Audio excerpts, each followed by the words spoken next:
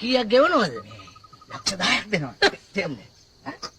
ඔය ලක්ෂ 10ට ගෑනු වරනොත් ඔය පිස්සු කතා කරන්න එපා ඔය.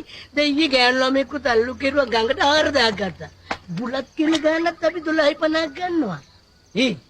මේ ලක්ෂ 10කට ගෑණියෙක් කොමරන්නේ කියන්නේ?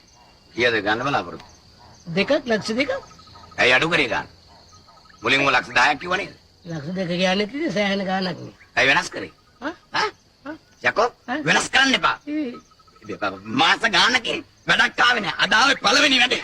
කොහෙද යකෝ රුපියල් 12.50කට කෙල ගැහුවේ.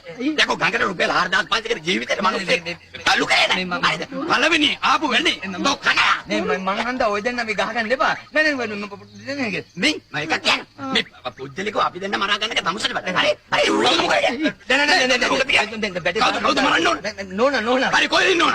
ගෙදර. එයා අද මොකද කරන්නේ? අපිට බාර දෙනවා. ඔව් බාර දෙන්න අපෝ දෙන්න. සල්ලි දෙන්න නැත්තම් මරයි.